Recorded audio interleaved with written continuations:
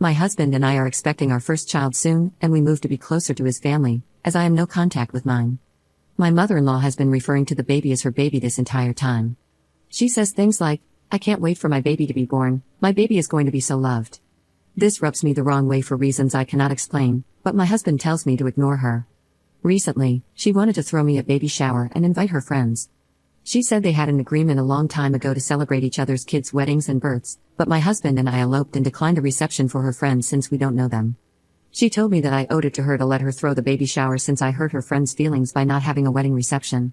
When I asked if I could invite my friends, she said no, explaining that this event was for her friends and that if my friends wanted to throw me a shower, they could. Reluctantly, I agreed. My husband and I spent hours on our registry, and my mother-in-law asked for it so she could share it with her friends. She mentioned forwarding the registry to them and also asked me about the design I wanted for my cake and cookies. I told her I preferred flowers because I am decorating the nursery in a garden theme. During the shower, they provided me with a mother-to-be sash and my mother-in-law with a granny-to-be sash to wear, but I noticed that the theme of the shower was circus animals. The cake had an elephant and balloons on it, and the cookies were shaped like animals.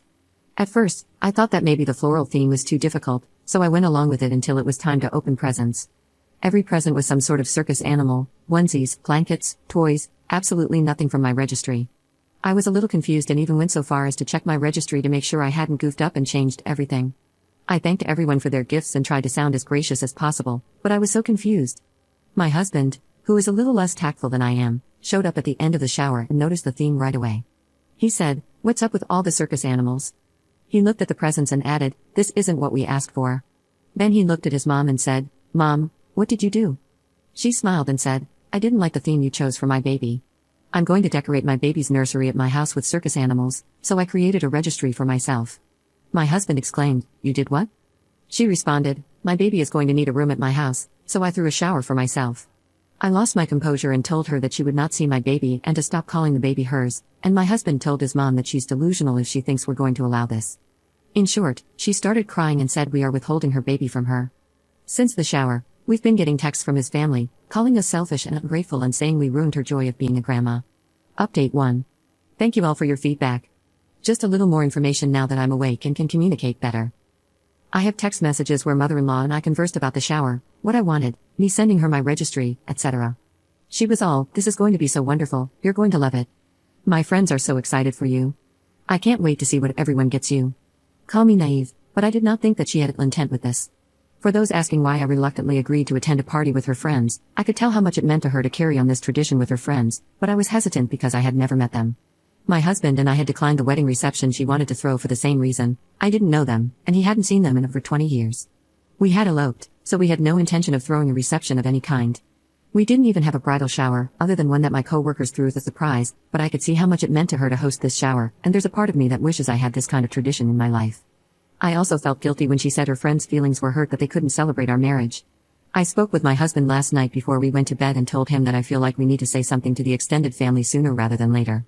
I said that I understand he wants to respond logically and not emotionally, but I also feel like us not saying anything looks like we have something to hide. He agreed and said that he will send a well-worded response later today. He just wants to think of how to word it before sending anything. I can respect that. He wants to make the situation better, not worse. As I said in my original post, he's a little tactless, and he knows it. He wants to ensure he keeps what he says neutral and to the point. He's also not sure what to say to his mom at this point. He mentioned that once he sees how the family reacts to the entire story, then he'll be able to make a better judgment of how to approach her. There had been zero discussion with her about setting up a room at her house for the baby. Last night, I asked my husband if she had mentioned anything to him about it, and he said no. The only suggestion she made was to add a pack and play to our registry for a portable crib.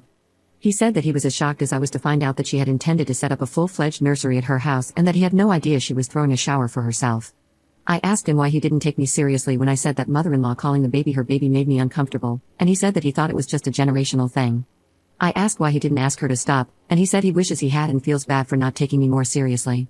He said that he knows I have trauma from the years of abuse at my mother's hand and thought maybe I was reacting due to that, but now he sees that it goes beyond that. He also knows that, due to my past experiences, I tend to blame myself for things and don't stand up for myself even though I should. I grew up believing everything that went wrong was my fault. Years of therapy have helped, but I still find myself with that mindset in some situations.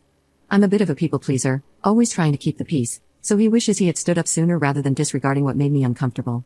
He repeated that his mom is notorious for making things about herself, but he had no clue she would go to this extent. We agreed that if she had just been honest with her intent, then we would have been okay with it, maybe a little weirded out if we're being honest here, but we would have allowed it. What bothers both of us the most is the extent she went to deceive us rather than just having a conversation with us. We had no clue grandparent showers were a thing either. We're not certain we want to go 100% no contact with mother-in-law at this time, but we want to keep our distance from her for now. We did agree that she will not be allowed to be alone with the baby for the foreseeable future. The hospital where I'm giving birth allows infants to stay in the room with the mother, so my husband and I have agreed that our baby will stay with us as much as possible. We're still undecided about whether we're going to allow visitors at the hospital, some of that will be determined by how I feel after the birth. Mother-in-law will definitely not be allowed in the room while I'm delivering, no one except my husband and our medical staff. The big thing we agreed on is that we want our baby to be loved, safe, and secure. He knows that I don't have a family to fall back on, other than my brother, who has said that he will buy a plane ticket and be out here ASAP if I need him, and my friends, who have been very supportive and are excited to become aunties. We want our baby to have a sense of family that I did not have growing up. Husband's dad and stepmom have been absolutely amazing from the second we announced our pregnancy to them, and I have no doubt that the two of them will be loving, doting grandparents. Honestly, I suspect mother-in-law will be a good grandma, but she's going to have to earn my and my husband's trust again. Update 2. Most of you were correct, my husband talked to his brother yesterday, and mother-in-law is plotting to take my child because she thinks I'm going to be like my own mother. My own mother was physically and emotionally abusive to me and my brother. Mother-in-law told basically everyone that I'm mentally unstable, so she's preparing a room for when, not if, my husband leaves with a baby. The baby shower was a ruse to try to get a rise out of me and show her friends how unstable I am, but my husband ruined it by showing up and being the one to really say something. I mouthed off a bit, but she was hoping to really push me over the edge. I assume the my baby comments were testing the waters as well. I've been in therapy for years, working on my own fears of being like my mom with my therapist, and we have weekly standing appointments on Zoom. I've also talked with my obstetrician and psychiatrist about staying on my medication and watching closely for signs of postpartum depression. My husband has been a part of all these conversations and has sat in therapy with me multiple times. I'm not violent or known to have violent outbursts. I tend to withdraw and be non-confrontational when I'm upset. I can't say I fault mother-in-law for having concerns, but I wish she'd gone about showing it in a completely different manner, such as talking with me and my husband. He has half a mind to go to her house and just rip her a new one, but I told him no, we're not going to fight fire with fire. If she had talked with me about her concerns, I feel we wouldn't have reached this point. I've been able to share what I went through with her, and we've always been able to talk about things. She's seen my arms and legs, which are scarred from physical abuse. She's been odd, but never uncivil towards me. I would have told her I shared those concerns and then explained the steps I'm taking to prevent them. I haven't told her about having those worries because, ironically enough, I didn't want her to worry. I don't want to keep my daughter from a grandparent who loves her, I just wish things had been handled a little differently.